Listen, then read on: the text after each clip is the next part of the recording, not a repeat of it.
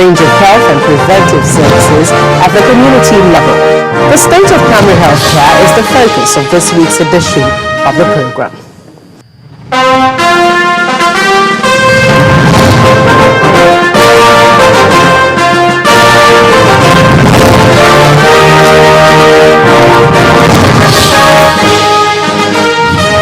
Hello there, thank you for joining us on the program once again this week. I'm Gloria Umezuke.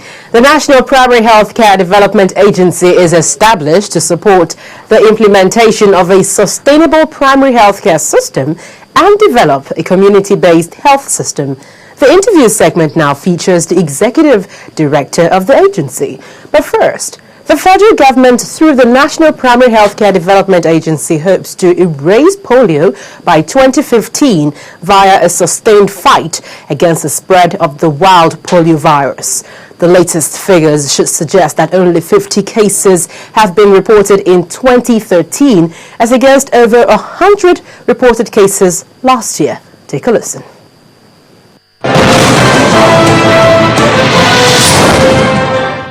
For polio eradication, we are beginning to see that sign when a country is about to stop transmission, when a country is about to interrupt transmission.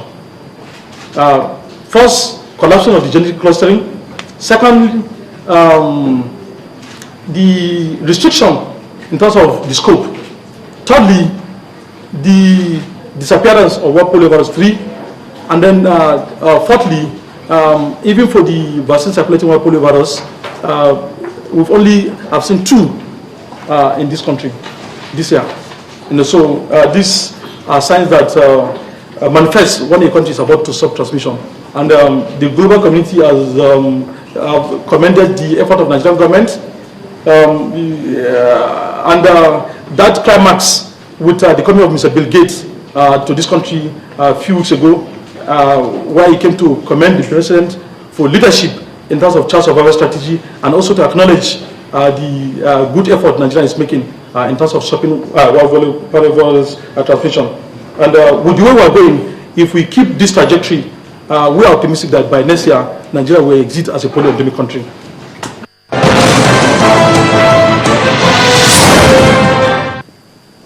I'm being joined by the Executive Director of the National Primary Healthcare Development Agency, Dr. Ado Mohammed, who speaks more about this. Take a listen.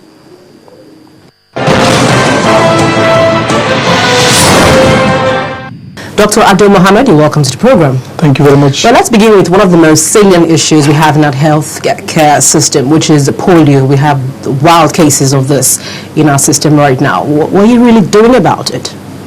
Well, Nigeria has made significant progress in terms of stopping transmission of polio virus, because if you compare where we are now and where we were, we've made some good progress. Where were we and where exactly?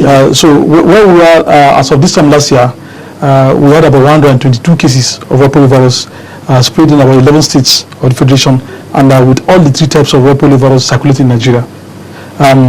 With the effort we've made in terms of improving the quality of the program, in terms of improving the quality of the campaign, in terms of reaching more children, and then with advocacy, sensitization, and then acceptance by parents, caregivers, and then also getting buy-in from policymakers, governors, local government chairmen, we've been able to reduce the burden of polio virus circulation in Nigeria by 59%. So this year, we only have 50 cases of polio virus. That is one. Secondly, we also have been able to, as I said earlier, we have 3 types of polio virus, 1, 2, and 3.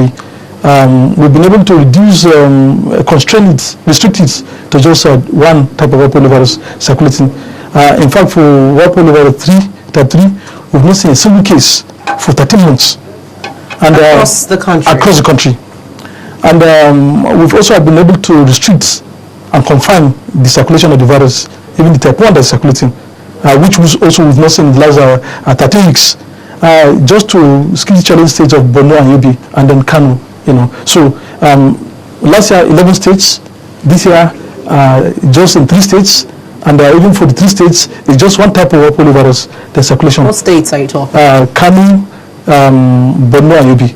Nigerians, not just me, can attest to the officials who go around giving polio and all of that and treating this. But what puzzles me, and of course every other person, is it's been facing strong resistance in communities in the north for quite some time now. How are you really going into this? Yes, what we've done is, as I said to you, we've engaged policymakers, we've engaged religious leaders, we've engaged traditional institutions, and instead of approaching it in generic terms, we are handling it microscopically, granularly.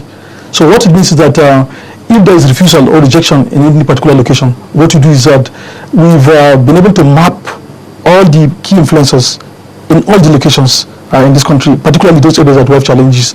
And then we've also been able to identify the religious leaders and traditional institutions that have some level of influence on the local populace. And they've come on board, and we've engaged them as advocates for the program. Secondly, we've also have conceived what is known as the Polio Survivors Association. So within those particular locations, we've also been able to engage polio survivors also as vaccinators, as monitors, and also as advocates. So what it means is that they begin to see that, yes, polio is a reality, it's real. It's not that Dr. Ado or the Minister of Health, Professor Chukwu, will say polio is real. No, but when you see the polio survivors coming to your house to resolve non-compliance, to resolve refusal, it now downs on people, down on them, that yes, it's real. And with that, we've been able to reduce to the barest minimum refusal and rejection in this particular location. And that was, what resulted into the huge leap we've had in terms of quality of the program, in terms of reducing the burden of disease, and also with the progress we've made in the program in the last 1 year.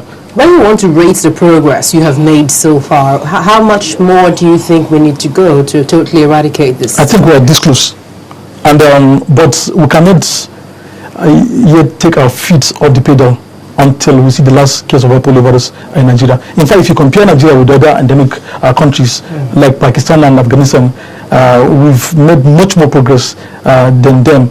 And even the global community, the WHO itself, everybody is optimistic that the next country that will exit an interoperable poliovirus transmission is Nigeria. And so we are this close, but I think we should be a little bit cautious until we see the last of the case. What do you mean? Cautious in the sense that we should not get carried away with the progress we've made. And I, as the program manager, I will definitely not get carried away. And I've said it to my team and then to the state's program managers that we should not stop, improving the quality of the program. We should not stop reaching each and every eligible child with 2 drops of OPV. We should not stop engaging the communities, engaging journalists, engaging the media, engaging religious leaders and all other influencers until we see the last case of poliovirus. Because if there is a case anywhere in this country, all the other children are at risk.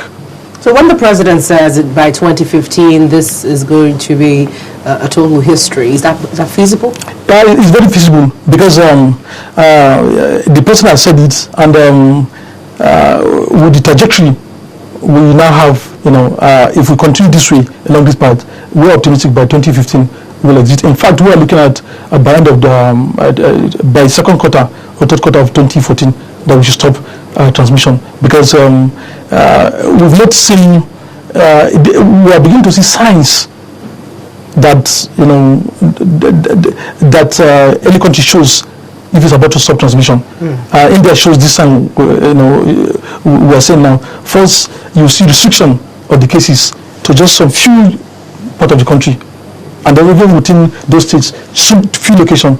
We are seeing that in Nigeria. So what is happening now to midwives in the north, especially because we have almost inadequate, of course not almost, inadequate human resource. We have a lot of people who complain, and of course in their own right, that the north is suffering from appropriate midwives that could cater for thousands of them living in rural areas. Yes, the human resource for health is a major challenge, particularly midwives and even doctors. If you look at if you compare the northern part of the country to the southern part of the country, the human resource in terms of distribution it's not there, particularly in the, especially in the northern part of the country. And what we've done under the leadership of the Minister of Health is the agency is leading the effort towards redistribution of human resources for health. What do you mean by redistribution? Redistribution. In country, we have the human resources. Okay. For example, if you just look at Lagos itself, Lagos State, about 45% of gynecologists in this country are in Lagos State. Just in Lagos State, you know, and then the remaining 55% are in the other part of Nigeria, you know. And we also have midwives, you know, in some part of the country. So there's saturation in some states, in some location. And what we've done is with the National Midwifery Council, we've conceived what is known as the Midwife Service Scheme. And the Midwife Service Scheme is aimed at redistribution human resource for health, midwives, you know, to areas that are saturated, to areas they need. You see, when you mentioned Midwife Service Scheme, I attended a program, of course, organized by these midwives you're talking about, and they seem to complain the most about having infrastructure in these areas. Perhaps that is one of the major reasons why people don't volunteer to go there. If you look at the health system, just human resource for health itself does not translate into improved health outcome. There are other variables. You have the infrastructure, you have the commodities, and then you have the human resource. Now, what we are doing is we are approaching these three health challenges under one program. The Midwife Service Scheme and the Shopee MCH intervention, the MAMA project, which Her Excellency launched a few weeks ago. You know, I speak to, you know, tackling the issue of human resource for health, infrastructural upgrade, and then commodities available in this location. So for all the Midwife Service Scheme sites we're operating, we're also fixing the infrastructure in terms of making it habitable, making it... When you say you're fixing, this has been a long, I mean, we've had this problem for a long time. So when you say you're fixing, are we looking at something going to happen in 2018 or what? No, it's a gradual process. It's a process because in country we have about 16,500 primary care centers nationwide, and this is an infrastructure problem that has been in existence for several years, several decades. You know, so it has to be fixed. It has to be in process and in phase manner. And so far we've taken on 1,000 primary care facilities nationwide in terms of infrastructural upgrade. We've also been able to provide commodities for these facilities, and then also human resources for these facilities. And in addition, capacity building of health workers in this facility. And also taking cognizance of the fact that the health management information system to those facilities also have to be fixed in such a way that data, you know, in terms of disease burden, in terms of health outcome in these facilities are collected, so that we will now be operating from an informed point of view when taking decision. You know, so it's a gradual process that is ongoing, and as we get additional support and intervention, we also scale up on this intervention. You know, so we are not yet there, but we are in the process.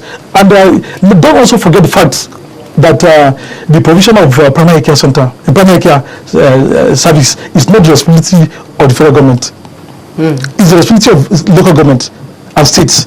So what we are doing from the federal government is to provide that support to bridge the gap, you know, and because for each and every Nigerian child, you know, first and foremost is Nigerian before he comes from either Lagos, Niger, Kaduna, Bayelsa, or River State.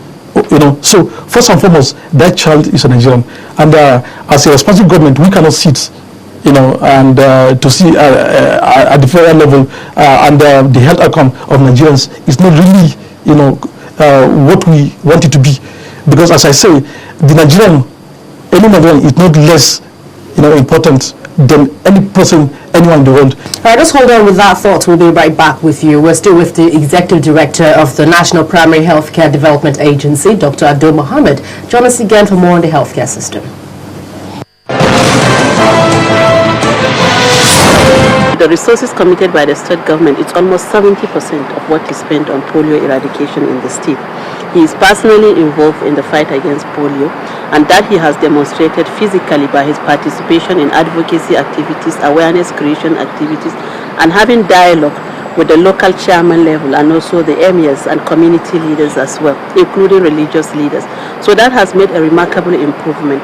And what we did also is to involve every other line ministries in the fight against polio. We've also involved all the community leaders because we introduced what we call the universal inclusion of all our community leaders and religious leaders in the fight against polio. So as of today, what I can tell you is that there are no misconceptions about polio in Borno State.